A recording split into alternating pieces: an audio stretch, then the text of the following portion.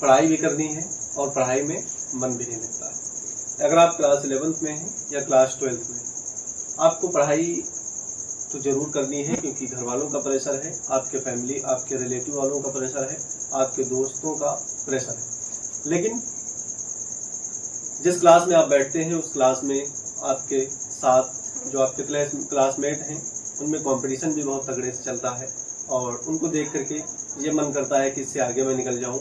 आस पड़ोस के लोग, आपके रिलेटिव वाले फ़ोन करते हैं कि मेरी बच्ची के इस बार नीट में 530 नंबर आए हैं, 220 नंबर आए हैं, 480 नंबर आए हैं। कुछ इस प्रकार के जो है आपके डीमोटिवेशन आपको करने के लिए आपके पास फ़ोन आते हैं और आप उसमें क्या होते हैं, आपका नर्वस बेकार हो जाता है, जिससे आपका माइंड काम नहीं करता है। आपके घर वाले, आपके आस पड़ोस के लोग आप पर प्रेशर डालना स्टार्ट कर देते हैं कि ये काम कुछ नहीं कर पाता है, ये निठल्ला है और इसके बस की बात नहीं है कि ये नीट का एग्ज़ाम क्लियर कर जाए। नीट के एग्ज़ाम को क्लियर करना अलग बात होती है, गवर्नमेंट कॉलेज मिलना अलग बात होती है। क्लियर तो बहुत करते हैं लेकिन गवर्नमेंट कॉलेज नहीं मिल पाता है। इसमें दो कैटेगरी होती हैं, एक तो गवर्नमेंट कॉलेज मिलने के चांसेस बहुत कम होते हैं और प्राइवेट कॉलेज मिलने के चांसेस बहुत ज़्यादा होते हैं। लेकिन गवर्नमेंट कॉलेज की फ़ीस बहुत कम होती है और प्राइवेट कॉलेज की फ़ीस बहुत ज़्यादा होती है। अगर आप नीट की कैटेगरी को आप अगर क्रॉस कर जाते हैं, उसके कट ऑफ को पार कर जाते हैं, जैसे 167 या 145 नंबर पे जनरल की जनरल कैटेगरी जो थी उसकी कट ऑफ गई थी, उसके पासिंग मार्क नंबर थे 165 नंबर अगर आप लाते हैं तो आप नीट का एग्ज़ाम क्वालिफाई कर चुके हैं। लेकिन अगर आपके इससे नंबर कम आते हैं तो आप फेल हो जाते हैं। इसके बाद में ना तो आपको कहीं प्राइवेट कॉलेज मिल सकता है और ना ही आपको गवर्नमेंट कॉलेज में एडमिशन मिल सकता है। इसमें कौन कौन से कोर्सेज किए जा सकते हैं, BMS, BUMS और BHMS। इसके साथ में BDS भी किया जा सकता है और इसके साथ में MBBS। इन कोर्सों में आप एडमिशन ले सकते हैं। अगर आपके 600 यानी 600 प्लस के नंबर आते हैं तो आप गवर्नमेंट कॉलेज मिलने के चांस बढ़ जाते हैं। अगर आप 600 से नीचे नंबर आते हैं तो आप गवर्नमेंट कॉलेज में एडमिशन नहीं ले सकते हैं। बहुत कम ही कैटेगरी के लोग करवाते हैं, जैसे SC ST के लोग, इनको कॉलेज मिल सकता है लेकिन जनरल कैटेगरी वाले को नहीं मिल सकता है, चाहे वो स्टेट के हिसाब से देखा जाए और चाहे ऑल इंडिया कोटा के हिसाब से देखा जाए। इसलिए देखे होंगे कि आपके आस पड़ोस के बच्चे जो हैं वो नीट की तैयारी करते हैं, 1 बार 2 बार 3 बार 4 बार, लगभग 6 बार जो है एग्ज़ाम में फेल हो जाते हैं। क्योंकि वहाँ पर पूरे भारत के अंदर बच्चे बहुत फार्म अप्लाई करते हैं। लगभग इस बार 24 लाख बच्चों ने फार्म को अप्लाई किया था, रजिस्ट्रेशन करवाया था और उसके बाद में उसमें से गवर्नमेंट कॉलेज की अगर हम बात करें, गवर्नमेंट कॉलेज की सीट्स की बात करें तो 40 से 50,000 तक सीट्स अवेलेबल हैं और इतने सारे बच्चे एग्ज़ाम देते हैं तो कहाँ एक बच्चे को इतनी जल्दी जो है गवर्नमेंट सीट मिल पाएगी। इसलिए वो बच्चा बार बार जो है रिवीजन करता रहता है और एग्ज़ाम को लिखता रहता है। कभी न कभी जो है उसका चांस आ सकता है। अगर आप 2 से 3 बार आपने ड्रॉप किया है, आपने एग्ज़ाम दिया, नंबर अच्छे नहीं आए हैं, आप 400-500 के बीच में चल रहे हैं, तो आप, मेरा सजेशन ये है कि एक बार थोड़ा सा फोर्स और करें और पढ़ाई पे ध्यान दें और पढ़ाई पे ध्यान देने के बाद में उसी चीज़ों को बार बार रिवीजन करें, हर एक कॉन्सेप्ट को समझने की कोशिश करें और ये ज़रूर एनालाइज करें कि आपको किस जगह पर मिस्टेक हो रही है, किस जगह को क्वेश्चन नहीं बन पा रहे हैं। अगर आप एग्ज़ाम अच्छे से लिख रहे हैं तो आपको ये ज़रूर जानकारी हो गई होगी कि हमारा कौन सा सेक्शन या कौन सा चैप्टर हमारा या कौन सी यूनिट हमारी वीक है, चाहे वो फिजिक्स हो, चाहे केमिस्ट्री हो और चाहे वो जूलॉजी हो या बॉटनी हो। ये चारों सब्जेक्ट हैं। चारों सब्जेक्ट में से आपको ये बिल्कुल फील हो चुका होगा कि किस जगह या कौन से ऐसे कॉन्सेप्ट में, कौन सी यूनिट में हमारे नंबर कम आते हैं, कौन सी बुक से हम क्वेश्चन कम बना पाते हैं। किसी की फिजिक्स टफ हो सकती है, किसी की केमिस्ट्री टफ हो सकती है, किसी की बायो टफ हो सकती है। अलग अलग क्षेत्र में अलग अलग टाइप के बच्चे होते हैं और उनको अलग अलग सब्जेक्ट में रुचि होती है। किसी को फिजिक्स में रुचि है, किसी को केमिस्ट्री में रुचि है और किसी में जो है बायो में उनके अंदर रुचि होती है। बायो के 90 नंबर आते हैं, 90 क्वेश्चन आते हैं और नंबर की अगर बात करें तो 90 को 4 से मल्टीप्लाई कर सकते हैं और फिजिक्स के 45 क्वेश्चन पूछे जाते हैं और अगर हम केमिस्ट्री की बात करते हैं तो केमिस्ट्री में 45 क्वेश्चन पूछे जाते हैं। इस प्रकार से 180 क्वेश्चन नीट में पूछे जाते हैं। क्लास 11th और क्लास 12th में बच्चे बहुत ही कम तरीके से पढ़ते हैं, उनके स्कूलों में पढ़ाया नहीं जाता है। अक्सर करके देखे होंगे जो प्राइवेट स्कूल, देहात के प्राइवेट स्कूल होते हैं, गांव के जो प्राइवेट स्कूल होते हैं, उन स्कूलों में पढ़ाई अच्छे से नहीं होती। एक ही टीचर 4 सब्जेक्ट कवर कर रहा है। वहाँ से जब क्लास 11th और क्लास 12th का बच्चा निकलता है पास होकर के, तो वो किसी क्षेत्र में काम करने के लायक नहीं रहता है, क्योंकि उसको ना तो कंप्लीट फिजिक्स सिखाई गई और ना ही कंप्लीट केमिस्ट्री सिखाई गई है और ना ही उसको कंप्लीट मैथ सिखाई गई है और ना ही उसको कंप्लीट बायो सिखाई गई है कि उसको बायो में रुचि आ जाए और बायो में अपना एग्ज़ाम लिखना स्टार्ट कर दे। ऐसा कोई सब्जेक्ट में उसको रुचि नहीं आती है, इसलिए वो बच्चा क्या करता है, क्लास 11th के बाद में वो ग्रेजुएशन साइड पकड़ता है। ग्रेजुएशन साइड करने के बाद में वो चुपचाप घर में बैठ जाता है और वो कोई काम नहीं कर पाता है। इसलिए मेरा सजेशन है स्कूल वालों का कि थोड़ी सी फीस भले ही महंगी कर दें, लेकिन हर सब्जेक्ट पे, यानी कि प्रति सब्जेक्ट पे एक स्पेशल टीचर होना चाहिए और उसकी सैलरी ढंग की सैलरी होगी तो वो बच्चों को ढंग से पढ़ाने की कोशिश करेगा। ये 3500, 3000, 4000 वाले जो है टीचर, ये बच्चों को कुछ नहीं पढ़ा पाते हैं। ये सिर्फ और सिर्फ उनको क्या करते हैं, उनके काम के हिसाब से वो अपना जो मंथली टाइम होता है, पीरियड होता है, घंटे होते हैं, वो अपने क्लास करते हैं और फिर उसके बाद घर चले जाते हैं। और बच्चे को क्या चाहिए, आपको, हम सबको, दुनिया के हर एक टीचर को पता होना चाहिए, और बल्कि पता होता है, मेरा इतना अनुभव नहीं है, लेकिन 3 से 4 साल का अनुभव है, भी ज़्यादा अनुभव नहीं है पढ़ाने का। ये तो इस लाइफ के अंदर मैंने 3 और 4 साल के बीच में 2 साल तो मेरे समझने में लग गए कि क्या क्या होता है इसके अंदर, और ये हमारा तीसरा साल है। तीसरे साल में हमने खूब अच्छे तरीके से अनुभव किया और देखा, बच्चे को अगर तुम पढ़ाओगे नहीं, आप पढ़ाओगे नहीं, तो बच्चा कभी ये नहीं कहेगा कि हमको पढ़ना है, क्योंकि बच्चों को उस चीज़ से डर लगता है और बच्चा दूर भागने की कोशिश करता है, उससे डिस्टेंस बनाता है।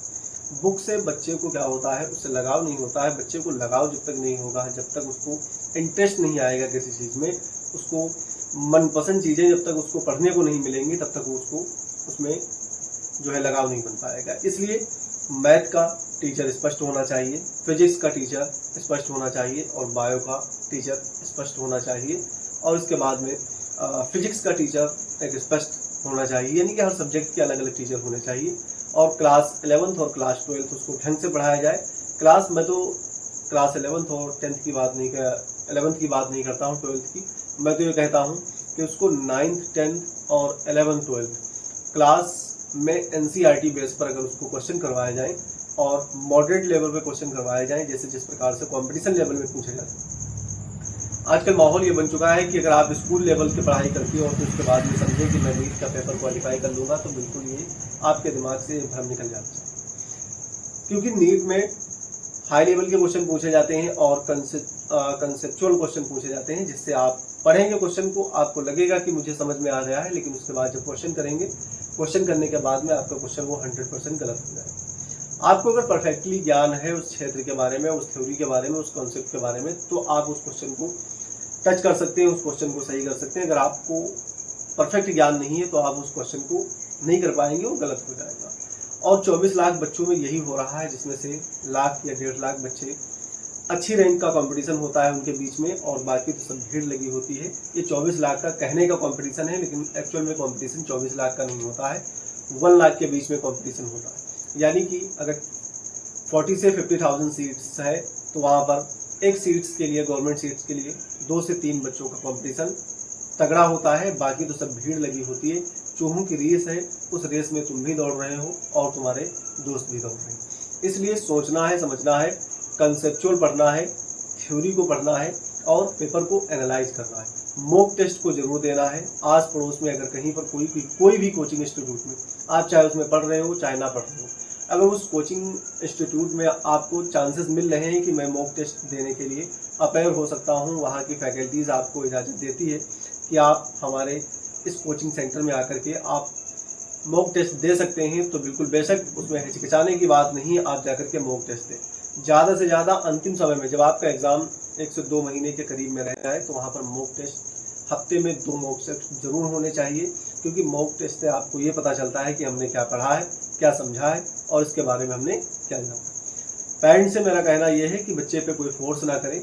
अगर आपका बच्चा इस बार नहीं कर पा रहा है तो नेक्स्ट ईयर में करेगा, अगर नेक्स्ट ईयर में नहीं कर पा रहा है तो उसके और जो है थोड़ा सा और नेक्स्ट ईयर में कर लेगा। इससे ये होता है कि बच्चे पे फोर्स करोगे, बच्चा नर्वस फील करेगा और वो अपनी जान पे खेल जाएगा। अपनी वो जान दे देगा और फिर उसके बाद में आपके पास कुछ नहीं रहेगा, एक सपना बनकर रह जाएगा कि हमारा बच्चा एक डॉक्टर बनने की कोशिश कर रहा था या डॉक्टर बनने की तैयारी कर रहा था। इसलिए उसको फोर्स ना किया जाए, बस उसको लगाव दिया जाए, उसको सहारा दिया जाए कि बेटा इस बार नहीं हुआ है तो नेक्स्ट ईयर में तुम करके ज़रूर दिखा सकते हो। ये इस तरीके से बातें की जाए और उसको कोई फोर्स ना करें, चाहे वो रिलेशन का हो चाहे कोई रिलेटिव का हो, बस लगे रहना है, उसको थोड़ा सा सहयोग करें और उसको पुश करें, वो आगे बढ़ेगा। बस मेरा यही कहना है। अगर आप नीट की तैयारी कर रहे हैं या क्लास 11th या क्लास 12th में हैं तो आप तीनों सब्जेक्ट पे सटीक फोकस करना चाहिए। चाहे आप अगर आप देख रहे हैं कि जेईई मेंस का एग्ज़ाम देना है तो आप मैथ को स्ट्रॉन्ग बना कर रखें और फिजिक्स केमिस्ट्री तो आपके साथ में चलेगी। अगर आप सोच रहे हैं कि मुझे डॉक्टर बनना है तो आपको फिजिक्स केमिस्ट्री और बायो पे बिल्कुल 100% ध्यान देते हुए चलना है। और थोड़ी सी इंग्लिश अगर आपकी वीक है तो इंग्लिश पे ध्यान दें, क्योंकि इंग्लिश आपको ज़्यादा हेल्प करेगी। सब्जेक्ट मायने नहीं रखता है, कॉन्सेप्ट मायने रखता है, इसलिए कॉन्सेप्ट पे ध्यान देना। जो है लैंग्वेज अलग अलग प्रकार से होती है, 22 से 23 प्रकार की लैंग्वेज से क्वेश्चन पूछे जाते हैं अलग अलग क्षेत्र में। तो यहाँ पर लैंग्वेज से कोई मतलब नहीं है, बस क्या होना चाहिए, कॉन्सेप्ट आपका क्लियर होगा तो आप पेपर को फोड़ के आओगे। और मेरी जो है मेरा आपसे निवेदन ये है कि अपने बच्चे को ज़्यादा फोर्स करने की कोशिश ना करें, उसको अपने मन से ही काम करने दें और इतनी उम्मीदें भी ना रखें कि आप नहीं कर पाए हैं, तो अपने बच्चे से उतनी उम्मीदें ना रखें जितनी आपने कभी सोची हो। और हर वो स्टूडेंट से मेरा ये कहना है कि ज़्यादा उम्मीद भी नहीं पालना चाहिए, जो हमसे ना हो सके उतनी बड़ी उम्मीदें भी नहीं बनाना चाहिए। सपने देखना जरूरी है, क्योंकि सपने जिंदा लोग देखते हैं, मुर्दे के भी सपना नहीं देखा करते। इसलिए सपने देखो, बड़े सपने देखो, लेकिन उसके लिए मेहनत संघर्ष करना जरूरी है। ये नहीं है कि 1 घंटा आपने पढ़ाई कर ली है तो 4 घंटे फ़ोन पे लगे कहीं पर कोने में बैठे सटीक बात कर रहे हो, बाबू ने खाना खाया है या नहीं खाया। कुछ इस प्रकार की जो प्रॉब्लम्स होती हैं, इनमें बच्चे वहाँ तक पहुँच करके और फिर उसके बाद में बैक आ जाते हैं। मेरे दोस्त के नंबर 50 से ऊपर आ चुके थे, फिर उसके बाद में उसने थोड़ा सा ड्रॉप लिया, बवाल के चक्कर में पड़ करके उसने अपना कैरियर बर्बाद कर लिया और अब उसके नंबर उतने नहीं बन पा रहे हैं। तो इस प्रकार का कोई ऐसा कदम ना उठाएं जिससे आप सीढ़ी तक, छत तक या मंजिल तक आप पहुंच चुके हो और मंजिल पे पहुंचने के बाद में फिर उसके बाद कोई बीच में आ जाए और तुमको डिस्टर्ब कर दे 2, 4, 10 दिन के लिए और आप बेकार। ठीक है, तो बस मैं यही इतना कहना चाहता हूँ। मिलता हूँ नेक्स्ट वीडियो में। पढ़ाई जरूर करते रहें। All the best.